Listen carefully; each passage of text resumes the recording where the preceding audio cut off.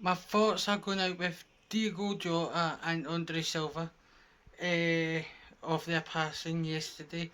Both brothers are absolutely devastated, especially Diego Jota. Just got married 11 days ago and just winning the Premier League with Liverpool. I actually not a Liverpool fan, but it's a tragic incident. My thoughts are going with his wife and his children, and Andre Silva and Diego Jota's family as well. Absolute devastating news. My thoughts are with the family. Hey guys, it's Chris's Morton TV here. Welcome back to another video. Today is another Morton video. Today is a transfer news.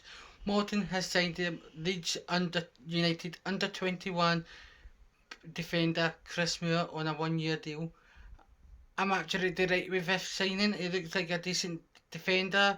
He's good in the air. Apparently he's good in the air. He's likes a challenge, and hopefully he does really well for us. I'm welcoming him to the club, and hopefully he kicks on, get us up to the playoffs, and maybe a trophy this season. Maybe the Challenge Cup, whatever it's known as now. Hopefully we can get some delight back into a team and more positive vibes this season, instead of keep looking down and being miserable most of the weekends. So hopefully he helps us as a team, and get us more points and more goals and assists, and keep the back line in shape, and don't let conceded as much as we did last season. So I'm passing on to Kyle for his thoughts on the signing.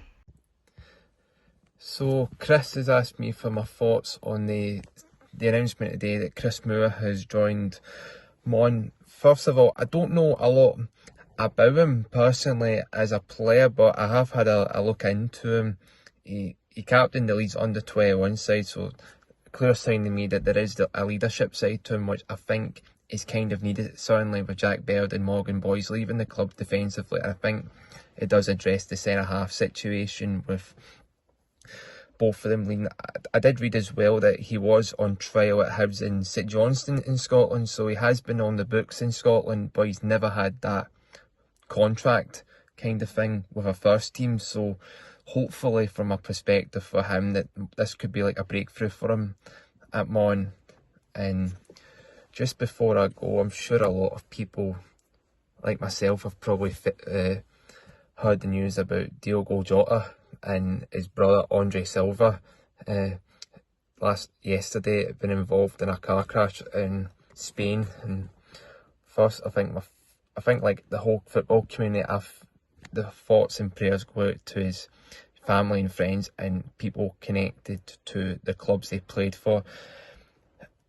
Personally, when I watched Liverpool, Diogo Jota was one of the players that really caught my eye. I think 65 goals for Liverpool, and even before that with Wolves, I think he was such an integral part to the club, and the transformation under Nuno, to get them from the Championship into the Premier League, and then to be an integral part in the squad that went from getting promoted to being in the Europa League, and then, as I say as well, scoring important goals for Wolves in the Europa League as well, getting them to the quarterfinals and all that, and then getting that move to Liverpool, which was well earned for him at the time, and he's paid. When you look at the goals he scored as well, it was quite fitting as well when you think about it that his last goal happened to be, I felt, the most important goal against Everton to win the derby at Anfield in front of the Kop,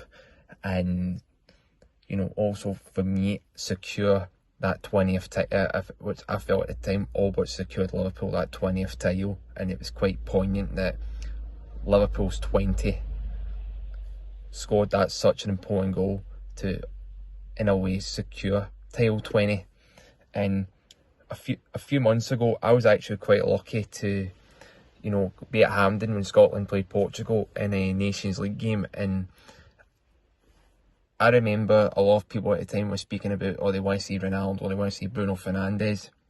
To me, it was seeing Diogo Jota, because I wanted to see this player in the flesh, you know, his work rate, his tenacity, and also his great prowess in front of goals. I know that night finished 0-0, but just to see him in the flesh was a joy. And obviously, in the last 24 hours, it's been quite heartbreaking to, you know, hear this news, you know, for his family as well, to deal with it, to lose, you know, for a mum to lose 2 sons, a wife, you know, he only got married 2 weeks ago, so it was quite heartbreaking, you know, to read the news yesterday on my tea break in work. And Diogo Jota and Andre Silva, you'll never walk alone. Thanks, Kev, for your thoughts. So thanks for watching, like, subscribe, and I'll see you in my next video.